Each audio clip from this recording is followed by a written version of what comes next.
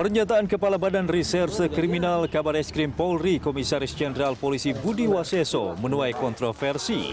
Budi Waseso yang lantang tidak mau melaporkan harta kekayaannya berupa laporan harta kekayaan penyelenggara negara LHKPN ke Komisi Pemberantasan Korupsi menuai kecaman. Sejak menjabat sebagai Kabareskrim pada Januari 2015 lalu, pria yang akrab disapa Buas itu tidak kunjung melaporkan harta kekayaan. Tiap bertemu wartawan, Buas selalu menyatakan bahwa harta kekayaannya masih dilakukan verifikasi demi keakuratan nilai. Keengganan melaporkan harta kekayaan kepada KPK oleh Buas didasari beberapa alasan. Antara lain, pertama, Buas berpendapat bahwa mekanisme LHKPN akan lebih objektif jika si penegak hukumnya sendiri yang jemput bola. Menelusuri nilai teraktual harta kekayaan penyelenggara negara. Dengan mekanisme seperti saat ini, si pejabat negara yang melaporkan harta kekayaan bisa saja nilai yang dilaporkan tidak sesuai. Alasan kedua, Buas tak ingin ketidakobjektifan tersebut menimbulkan permasalahan di kemudian hari. Sebaliknya, jika KPK memiliki tim khusus untuk menelusuri harta kekayaan, Buas yakin tidak akan ada persoalan hukum. Bahkan Buas menyarankan agar mekanisme penyerahan LHKPN diubah. Buas ingin KPK yang berperan aktif menelusuri nilai aktual harta kekayaan pejabat negara. Jika begitu, lalu pertanyaan publik adalah, kapankah Komisaris Jenderal Polisi Budi Waseso menyerahkan LHKPN miliknya?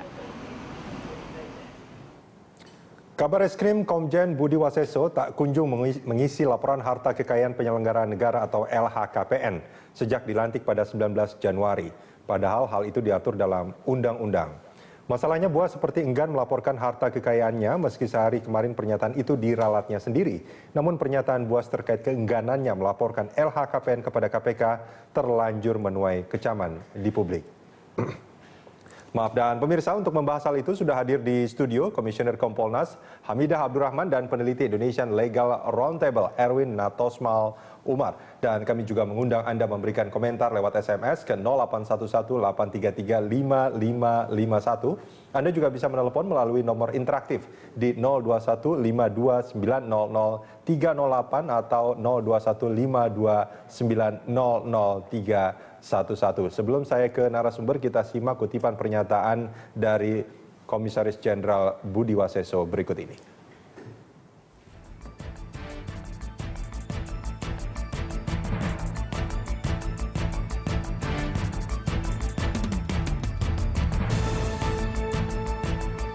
Ya, ini adalah kutipan pernyataan Komjen Budi Waseso pada saat hari Jumat lalu, tanggal 29 di Mabes Polri, yang mengatakan, saya tidak mau, saya yang melaporkan, suruh KPK sendirilah yang mengisi itu. Dengan beberapa alasan tentunya. Itu kan bukan tindak pidana alasannya, jadi saya tidak mau melaporkan.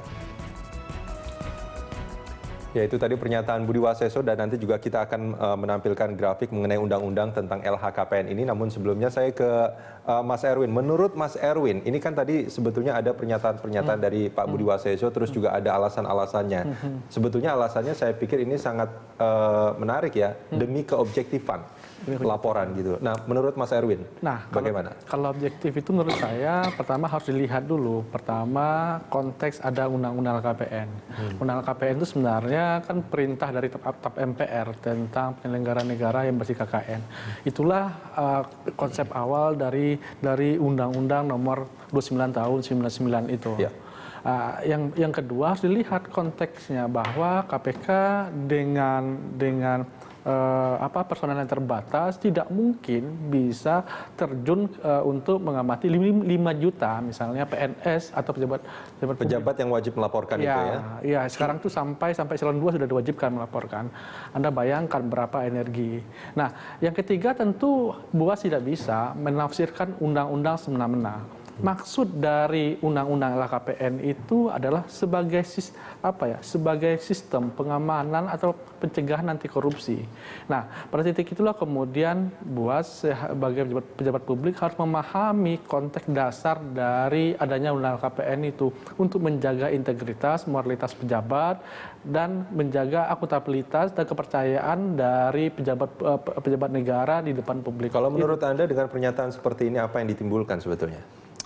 Ada 5 poin menurut saya yang bisa kita baca. Pertama, Buas anti reformasi. Bahwa kalau dia lihat sebenarnya mekanisme dari undang-undang LHKPN itu berawal dari TAP MPR. Ini salah satu undang-undang yang hadir lewat TAP MPR. Salah satu produk reformasi menginginkan hal itu LHKPN. Yang kedua, ini tentu menjadi presiden buruk. Kedepannya apa yang dilakukan Buas bisa diikuti banyak orang. Bisa diikuti banyak orang. Ya ini kan Kabar Reskrim saja kan tidak mengakui undang-undang penegak hukum ya. Penegak hukum aja gitu. Kedua.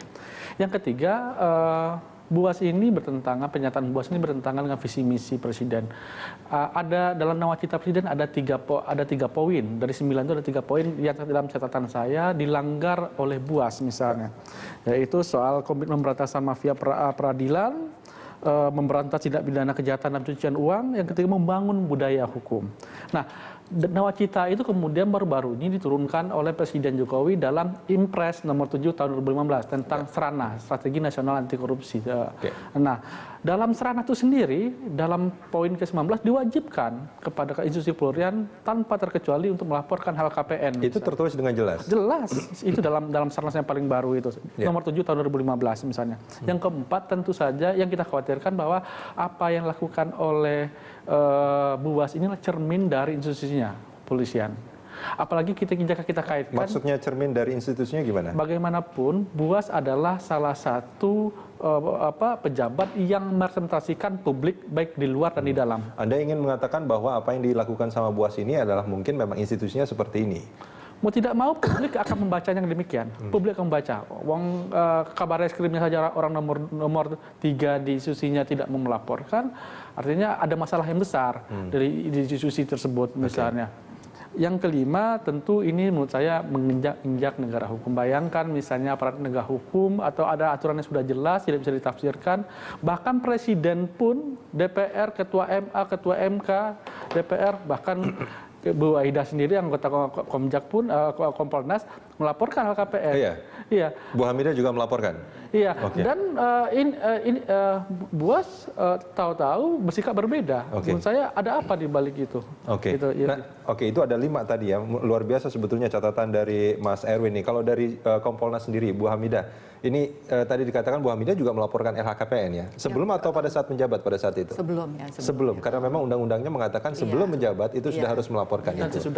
Dan sesudah menjabat juga nanti harus melaporkan. Nah, Kompolnas apa tanggapannya soal apa yang dikatakan oleh Pak Budi Waseso?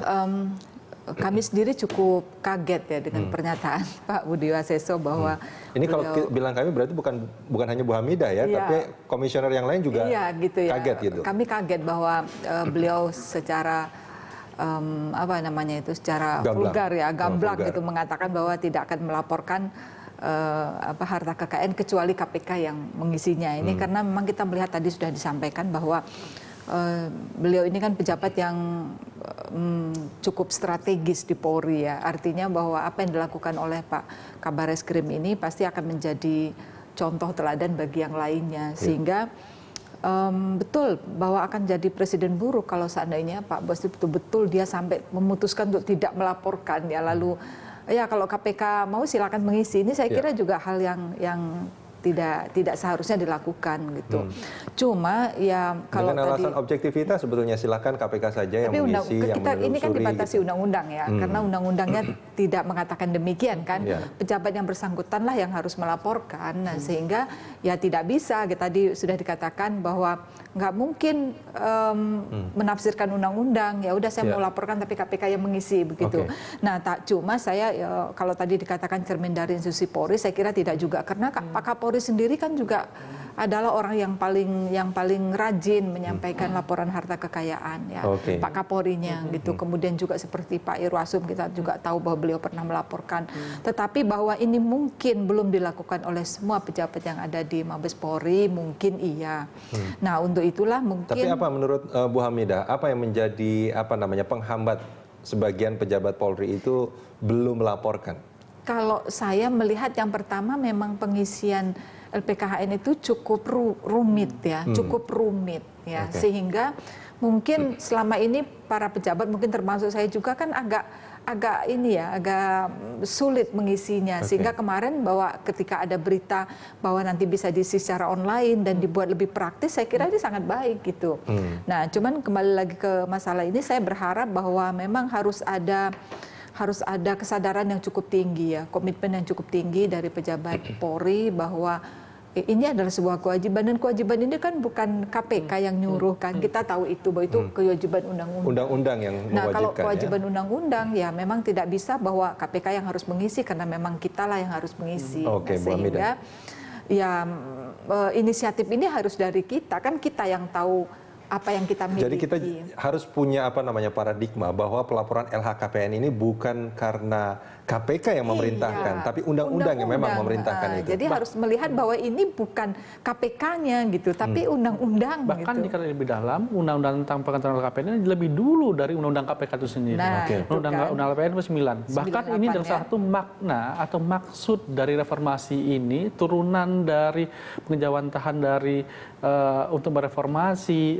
Indonesia dalam hal ini anti korupsi ini, ya LHKPN ini. Oke, baik. Mas Erwin dan Bu Hamidah, kita jeda sebentar, kita akan sambung ini di segmen berikut.